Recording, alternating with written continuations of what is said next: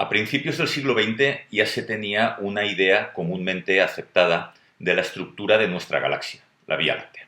La galaxia era una distribución de estrellas en un espacio vacío y esta distribución de estrellas tenía una forma aplanada, ¿no? Estas estrellas ocupaban un espacio de forma de lente o de lenteja, podríamos decir, con unos 100.000 años luz de diámetro y un grosor que en sus partes centrales máximas pues alcanzaba unos 10.000 años luz.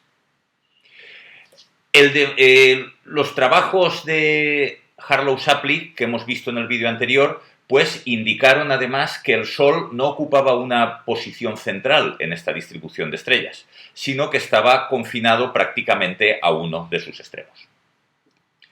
Una vez bien establecida y asentada esta idea, la cuestión que surgía inmediatamente después, y que es la que vamos a tratar en este vídeo, es la siguiente.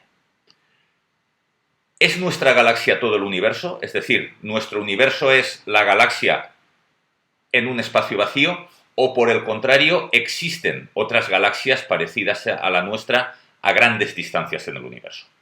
La discusión, que duró a lo largo prácticamente de todo el siglo XIX y las primeras décadas del siglo XX, pues se centraba en el estudio de la naturaleza de unos objetos que vemos en el cielo y que entonces se denominaban nebulosas espirales.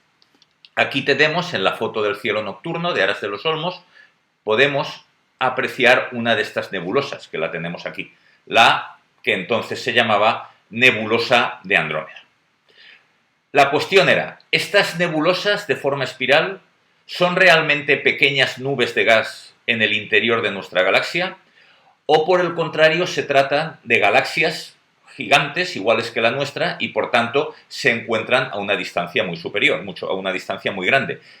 Si la realidad se corresponde a esto último, pues tendríamos que concluir que el universo es mucho más grande de lo que pensamos. El universo es mucho más grande que el tamaño de la galaxia. A lo largo del siglo XIX y principios del XX, muchos investigadores se dedicaron al estudio de la naturaleza de estas nebulosas espirales.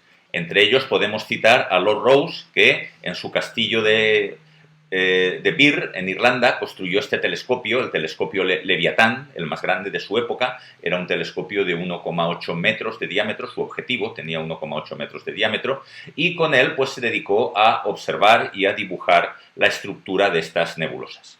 Como ejemplo, presentamos aquí un dibujo de Lord Rosse de la nebulosa del Triángulo, ¿no?, que recibe este nombre porque se encuentra en la constelación del Triángulo, en el hemisferio norte.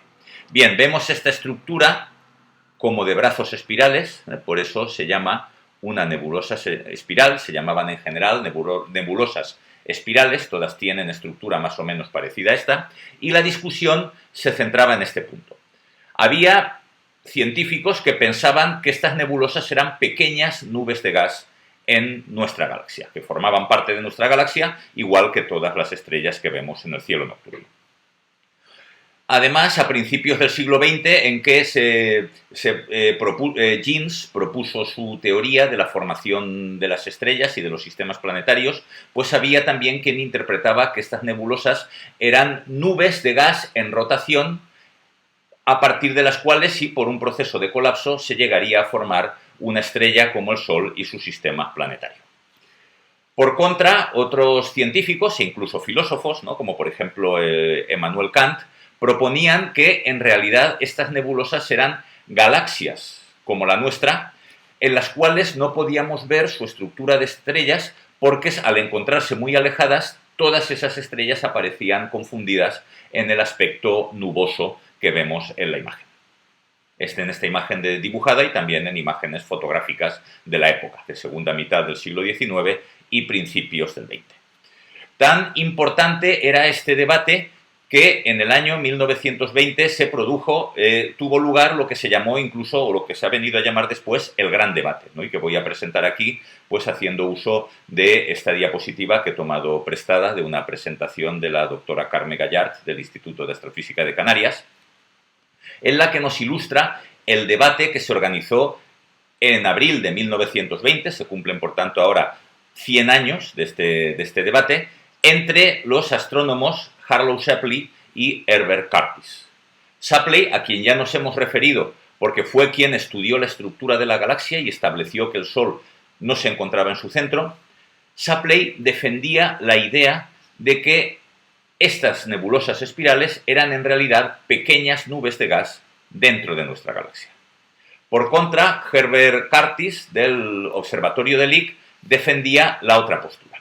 Las nebulosas espirales en realidad son galaxias como la nuestra, muy alejadas, y por tanto defendía la idea de que el universo era mucho más grande de lo que se pensaba si lo reducíamos a nuestra propia galaxia. El debate versó también sobre la estructura de la galaxia y digamos que en este último punto el ganador, si hubo ganador por así decirlo, fue Shapley, porque sus ideas acerca del tamaño y la estructura de la galaxia pues eran mucho más acertadas y mucho más próximas a la realidad que las que presentó Curtis. Sin embargo, la solución final al debate se obtuvo pocos años después, cuando Edwin Hubble empezó a trabajar en el telescopio Hooker situado en el observatorio de Monte Wilson cerca de Los Ángeles.